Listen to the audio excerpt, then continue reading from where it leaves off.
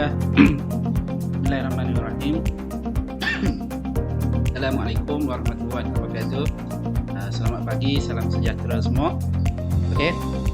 Jadi hari ini kita akan teruskan kelas kita pada hari ini, perbincangan modul. Okey, tahniah dan terima kasih kepada semua kerana masuk kelas hari ini. Okay, walaupun tak lama ini setengah jam saja kelas kita, cuma cikgu kena teruskan juga untuk kita sambung perbincangan modul. Okey, sambung pada perbincangan modul. Okey. Okey, jadi kita akan pergi kepada modul. Okey, sambung. Siapa yang cetak terus rujuk, kalau tak cetak pun tak apalah. Okey, siapa yang tak ada printer pun tak ada masalah. Okey, kita akan terus kepada semalam kita pergi kepada muka surat yang kelima, muka surat yang keenam. Okey, kita pergi pantulan dalam penuh. Pantulan dalam penuh. Jadi hari ini kita akan sambung pada muka surat 7. Muka surat 7. Okey, muka surat 7. Alhamdulillah. Okey, muka surat 7. Okey, ini adalah aplikasi pantulan dalam penuh dalam kehidupan harian kita lah. Okey. Okey, untuk pantulan dalam penuh. Okey, dalam kehidupan harian kita, contohnya ni nak kata kita apa tu di sekeliling kita tak juga. Ini contohnya kita boleh buat aktiviti di rumah ni, aktiviti dekat rumah kan. Contohnya periskop berprisma. Okey, periskop ni boleh guna kotak. Okey, guna kotak ataupun guna apa tu? Kotak-kotak yang berpetak ataupun yang kotak apa tu? Kotak biskut, boleh. Yang panjang lah. Okey, yang panjang. Dan kalau sini dia sama ada kita nak guna cermin, okey, untuk pantulan yang penuh ataupun ni dia guna prisma. Okey, prisma. Prisma ni susah sikit lah kita nak dapat kan. Okey, kemudian gentian optik ni kalau dekat rumah, okey, dekat rumah pakai wifi, Unify ke, Maxis Fiber ke, Celcom Fiber ke, sebenarnya kabel yang masuk dalam rumah kita menggunakan gentian optik. Sebab tu kelajuan internet rumah kita sekarang ni sangat laju. Sangat laju berbanding pada dululah. Cikgu dulu tahun 2007 kan, 2007 cikgu pakai internet streaming kan, streaming. Kelajuan 1 meg sahaja. 1 meg sahaja. Guna kabel telefon. Guna kabel telefon sahaja. Tetapi teknologi berkembang, teknologi berkembang guna gentian optik daripada kelajuan 1 meg, sekarang upgrade, dah boleh sampai sehingga 100 meg. Boleh lagi 500 meg, 1 giga. 1 giga. Itu contoh perkembangan teknologi yang menggunakan aplikasi pantulan dalam penuh. Kemudian pemantul mata jalan ni, biasanya ni atas jalan raya, waktu malam kita akan nampak. Kadang-kadang line tak nampak, kita nampak lampu-lampu kan. Pemantul. Pemantul. Ada kereta, buka lampu kereta, dia pantul balik. Jadi kita boleh nampak jalan ataupun line jalan lah. Itu pergi kepada aplikasi. Jadi kita pergi sambung kepada latihan. Pada latihan kita. Jadi cikgu nak Ahmad Aikal. Cikgu nak panggil Ahmad Aikal lagi. Boleh dengar suara cikgu? Ahmad Aikal? Boleh dengar tak suara cikgu? Kita nak sambung ni.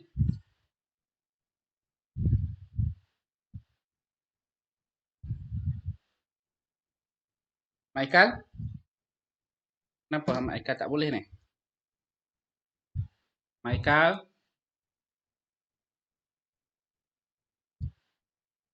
Okey.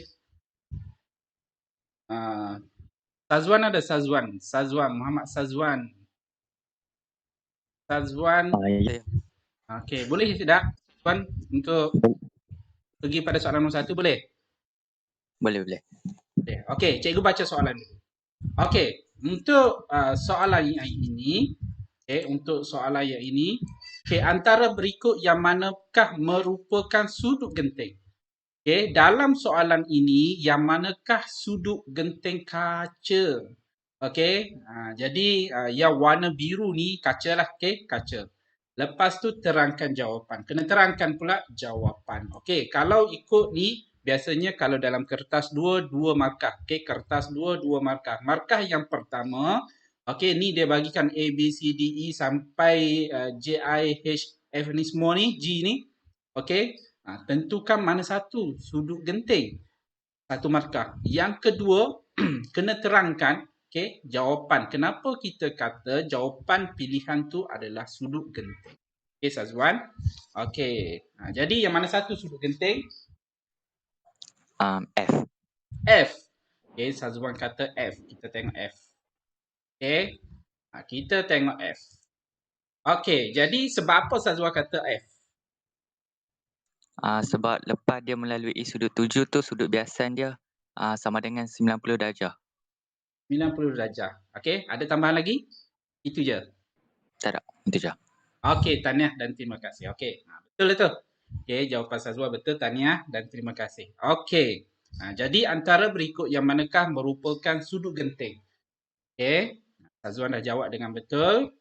Jadi antara sudut genting ni, kita kena pastikan sudut pembiasan dia adalah 90 darjah. Jadi kita kena cari angle yang mana 90 darjah. Ingat, angle pembiasan adalah pertama kita tengok line. Kita tengok line. Ini line pertama. Bila line ini sudut 7. Automatik A ni 7. 7. Kemudian yang ini. Keluar masuk dalam ni, ini dalam kaca kan. Ini sudut pembiasan. Tapi bukan 90. Bukan 90. Jadi bukan jawapan dia. Kita pergi yang kedua pula, anak panah ini. So ini sudut 7. Sudut 7. Kita tengok pembiasan dia. Dia pergi sini.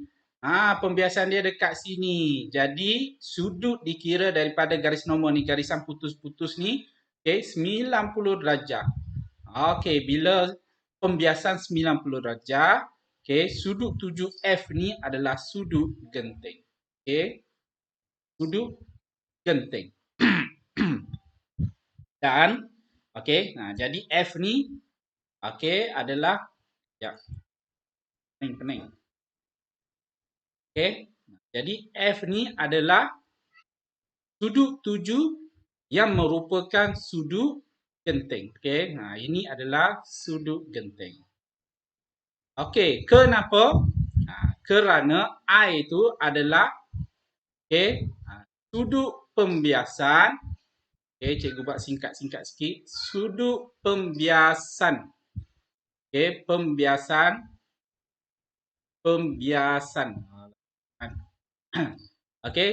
Sudut pembiasan ialah 90 darjah. Sudut sini 90 darjah dan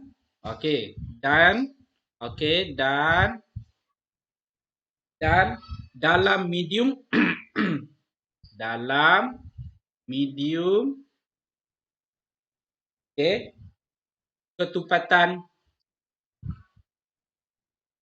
ketupatan optik rendah. Cantik tulisan. Ini maksudnya sudut pembiasan dia 90 dan sudut 90 ni berada pada kawasan yang berketupatan optik rendah. Dekat sini lah. Ini mungkin dekat udara. Ini kaca. Jadi F ni sudut genting. Senang saja. Terima kasih. Kita teruskan soalan yang kedua. Soalan yang kedua. Soalan yang kedua, kita pergi kepada rajah menunjukkan alur cahaya memasuki prisma. Dia masuk dalam prisma. Ini dia sampai sini je. Kita kena lukis. Pada sudut tegak.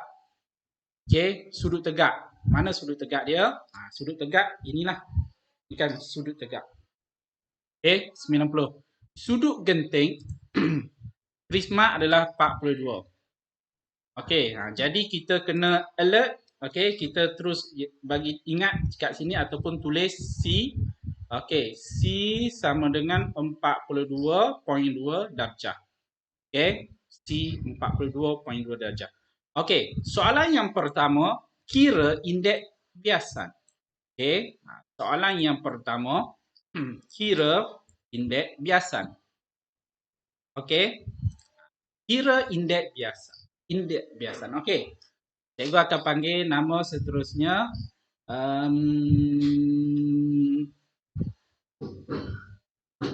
Okey, nama seterusnya Alia Maisara ada? Alia Maisara tak ada. Okey,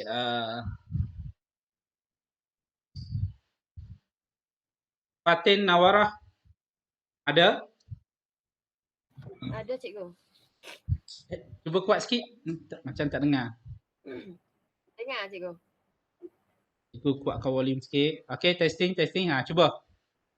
Ada. Okey, dengar. Oh, jelas. Okey. Okey, Fatin. Kira indeks biasan. Berapa? Dah kira ke belum? Dah. Dah dapat berapa? 1.4.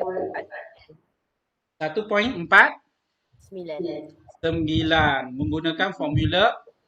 N sama dengan 1 per sin C. Okey, betul. Okey. Terima kasih Fatin. Okey. Jadi yang lain kita tengok. Okey, macam mana Fatin buat? Okey, kita tengok Okey, soalan yang A. Soalan A cikgu buat dekat bawah ni. Okey, soalan A. Soalan A, indeks biasan. Okey, indeks biasan. Okey, indeks biasan. Okey, maklumat yang diberikan sudut genting adalah C. Sudut genting diberikan. Jadi, okey, jadi kita menggunakan formula. Okey, gunakan formula Fatin beritahu tadi. Kita gunakan formula N sama dengan samping sat. Okey. Atas sikit. Okey. N sama dengan 1 per sin C. C ni kita dah ada 42.2. Okey, 42.2. Jadi kita masukkan nilai sahaja 1 bahagi dengan sin 42.2. Okey. Jadi Fatin bagi tahu tadi dapat jawapan 1.49. Okey, Tanya. Okey, betul. Okey, itu jawapan dia 1.49. Okey, soalan yang kedua. Okey, soalan yang kedua kena lakar. Yang ni kena lakar. Lakar alur cahaya yang menunjukkan, ini dia suruh lakar alur cahaya yang menunjukkan cahaya di dalam prisma. Dalam prisma ni, dalam ni. Okey. Dan semasa keluar dari prisma. Okey. Masuk dalam prisma dan keluar. Ni. Maksudnya kita kena selesaikan, okey, garisan ni, okey, selesaikan. Okey, jadi jap cikgu nak ambil pembaris. Okey, yang ni cikgu lukis je. Okey, sebab ini adalah pantulan dalam penuh, okey, pantulan dalam penuh. Okey, jadi kita lukis. Cikgu nak lukis ni. Susah. Okey, sekali lagi. Okey. Ya, cikgu lakar saja. Memandangkan bukan senang lukis ni. Susah juga. Okey. Cikgu lukis. Sini tak ada pembaris. Okey. Jadi dia masuk. Masuk dalam ni. Masuk. Allahuakbar. Okey, masuk. Masuk. Okey, masuk dalam ni. Ni garisan lurus saja. Okey, lepas tu pantulan. Situ. Lepas tu dia keluar balik. Pastikan, okey, lukis. Okey, sini 90. Straight je. Guna pembaris. Okey, guna pembaris. Sini pun 90. Sini pun 90. Cikgu nak lukis ni sebab susah kan nak lukis digital punya ni. Okey, sini pun 90. Maksudnya kena guna pembaris sambung saja. Jadi pantulan kat mana berlaku pantulan? Okey, kat mana berlaku pantulan? Ini dekat sini. Pantulan. Okey. Ini pun pantulan. Dalam penuh.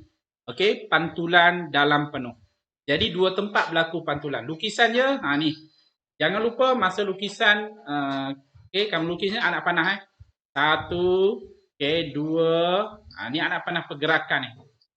Okey, 1, 2, 3, 4. Okey, jadi cikgu lakar saja. Maaflah tak cantik. Okey, jadi soalan yang kedua. Jadi kita teruskan soalan seterusnya. Okey, kita pergi kepada muka surat seterusnya. Okey, muka surat seterusnya. Okey, ini subtopik 6.3. Okey, subtopik 6.3. Kedudukan dan ciri-ciri imej yang dibentukkan oleh Kantar. Ini kaedah dia. Dalam modul ni dia bagi tahu macam mana kita nak ingatkan KFC. KFC memang semua tahulah KFC kan.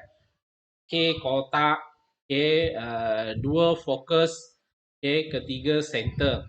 Ini cara nak lukis. Okey, cara nak lukis. Dia tak boleh baca saja untuk bahagian ni. Kena cuba lukis. Okey, kena cuba lukis. Guna pembaris. Okey, guna pembaris. Memang kena cuba. Kalau tak cuba, kalau dalam peperiksaan kita baca saja, susah kalau kita tak terjemahkan, okey, dalam bentuk lukisan. Okey. Ini muka surat. Jadi kedudukan ciri-ciri imej. Okey, maya dengan nyata. Okey, maya dengan nyata. Boleh rujuk juga buku teks. Okey, buku teks muka surat 256. 256. Okey, kita sambung. Okey. Jadi untuk muka surat seterusnya latihan, okey, muka surat 9 modul. Sebenarnya ini cikgu dah letak jawapan. Okey, ini jawapan ni 256. Okey, boleh rujuk buku teks. Okey, rujuk buku teks. Okey, buku teks. Okey, muka surat 256. Okey. Ini dia kosong. Jadi cikgu letak jawapan siap-siap. Okey. Macam mana nak lukis rujuk buku teks dulu. Panduan dia, okey. Soalan, contohnya soalan ini. U lebih kecil daripada F. Kita kena tahu simbol U tu untuk apa. Okey, F tu untuk apa. Okey, F tu untuk apa. U ni adalah jarak objek. Okey, U ni adalah objek. Okey, ni objek. Jarak objek. V adalah imej. Okey, F adalah titik fokus. Okey, ataupun ni jarak fokus. Okey, F ni adalah jarak fokus. Okey, fokus. Okey, jadi dia kata sini U lebih kecil. Ni simbol matematik U lebih kecil. Macam mana nak ingat simbol? Siapa yang confuse lagi tentang simbol? Kalau simbol macam ni kita biasa cikgu nak ingat, cikgu buat macam ni masa cikgu sekolah dulu. K kecil. Kalau simbol macam ni kita pun sambung lagi B besar. Ni K kecil, B besar. Macam mana nak ingat simbol kan? Ni masa cikgu belajar matematik. Okey. Jadi untuk ini U lebih kecil daripada V. Okey, U inilah U. Okey, U dekat sini. U ni jarak U lebih kecil daripada F. F ni daripada sini. Okey, daripada sini sehingga ke sini. Ini F. Okey, U dia lebih kecil. Memang jarak dia lebih pendek lah. Okey, jadi untuk dapatkan imej, ini adalah imej, kita memang kena lukis. Okey, pergi kepada paksi Kantar. Okey, ni Kantar cembung, tengah-tengah ni paksi dia. Okey, jadi alur cahaya yang pertama pergi pada sini. Okey, lepas pergi sini, dia pergi sini. Pergi kepada titik fokus Kantar. Okey, F tu adalah titik fokus Kantar. Pergi sini.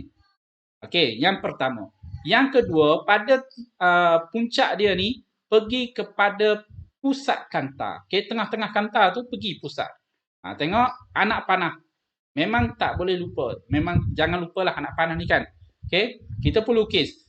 Kita lukis ni dia tak bertemu. Dia makin mencapah. Okey, tak, memang kalau lukis sampai habis pun memang tak bertemu sampai bila-bila.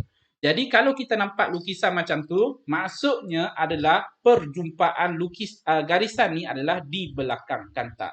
Ataupun pada kedudukan di sebelah kiri objek. Okey, jadi kita pun garis sambung, garis putus-putus. Kita tengok mana yang bersambung. Jadi bersambung dekat sini, jadi kita lukis image. Okey, untuk lukis image, okey, kita lukis putus-putus. Sebab yang sebenarnya dekat image sebenarnya dekat sini. Tapi dia tak bertemu. Bila tak bertemu, dia di belakang objek. Belakang objek dia putus-putus. Kalau yang ni dia bertemu kan? Bertemu dia tak buat putus-putus image-nya. Okey, image ni terbentuk di sini. Okey, dia tak buat putus-putus. Jadi semua mesti cuba, okey, kaedah lukisan ni kena cuba, kena buat semua ni satu persatu, satu semua. Okey, jadi ciri image. Okey, ciri image. Untuk ciri image yang pertama. Okey. Apakah ciri image yang pertama? Ciri image. Okey. Ciri image, apa ciri image ni? Dia ciri image nyata dengan maya. Okey, nyata dengan maya. Perbezaan dia, kalau nyata, okey, perbentukan image dia adalah berlawanan dengan kedudukan objek. Kalau objek di sebelah sini, image di sebelah sini, itu adalah nyata.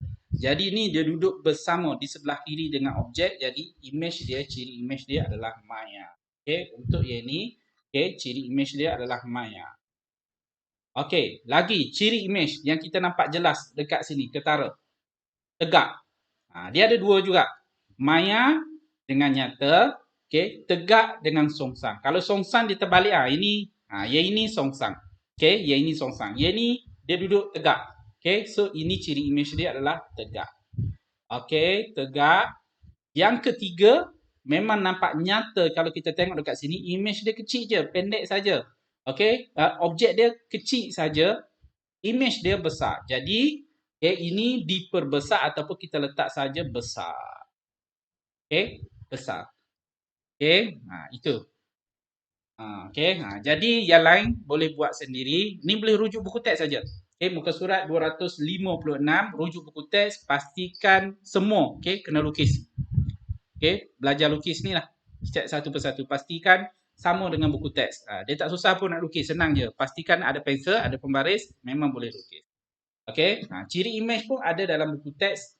Okey, ada dalam buku teks. Okey, ini U sama dengan F. Apa maksud dia?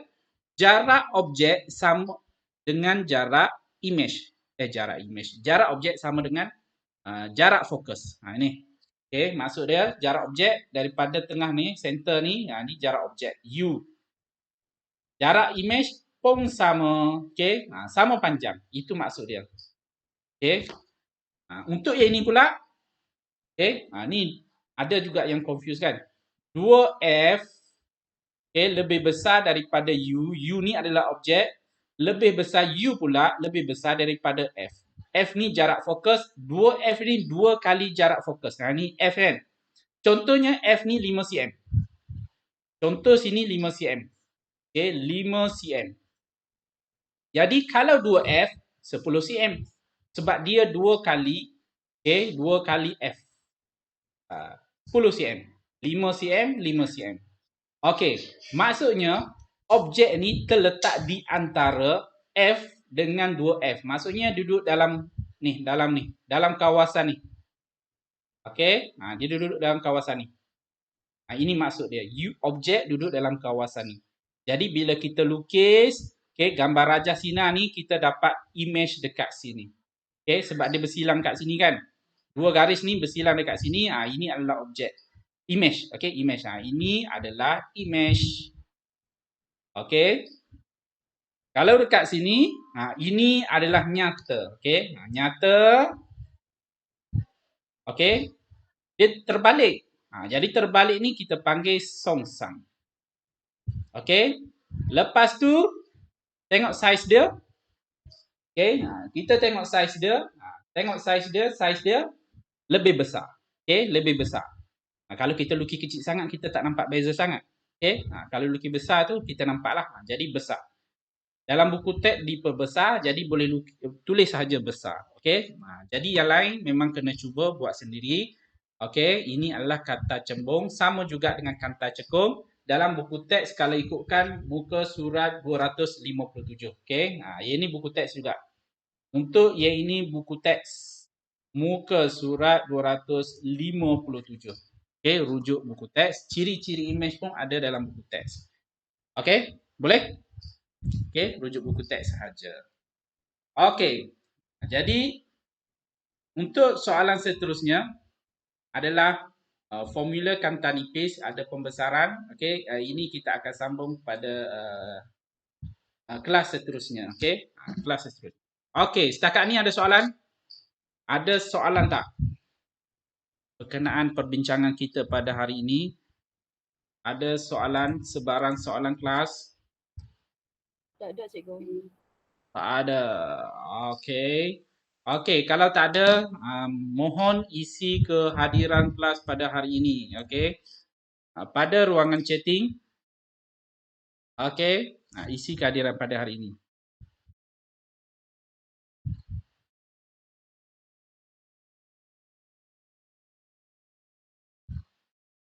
Okey, isi kehadiran pada hari ini. Okey, nanti kelas seterusnya esok hari Selasa, hari Rabu kan? Hari Rabu. Okey, kita akan jumpa hari Rabu dan kita akan sambung pada muka surat yang surat 10 ni. Okey, formula kanta nipis. Okey, formula kanta nipis. Okey. Jangan lupa isi kehadiran. Okey, jangan lupa memang sebab kehadiran ni cikgu perlu isi dalam pelaporan PDPR. Okey, dia ada satu website cikgu kena isi report.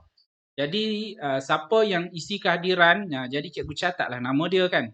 Kalau lupa itu masalah tu. Bila lupa nanti bila guru kelas ke dia keluarkan analisa nanti. Sebab itu adalah analisa rasmi. Pada cikgu ada analisa kehadiran. Itu yang tak rasmi lah untuk simpanan cikgu. Yang simpanan sekolah punya, cikgu ada website. Kami, cikgu kena isi sebelum pukul 4 ataupun sebelum hari ni lah. Okey, jadi setakat itu saja kelas kita pada hari ini. Okey, cikgu tak baca kehadiran. Jadi boleh tengok nanti analisa siapa yang dah isi, siapa yang belum isi boleh tengok. Pada ruangan analisa, pada link Telegram tu cikgu sertakan analisa. Sekejap lagi cikgu kemas kini. Kemas kini analisa tu. Nanti boleh tengok siapa yang dah isi, nama dia, siapa yang nama dia dibaca. Nanti dekat analisa tu adalah. Jadi setakat itu saja kelas hari ini. Terima kasih banyak-banyak. Jumpa pada hari Rabu. Assalamualaikum. Bye-bye. Terima kasih cikgu. Sama-sama. Terima kasih cikgu. Terima kasih cikgu. Sama-sama. Terima kasih.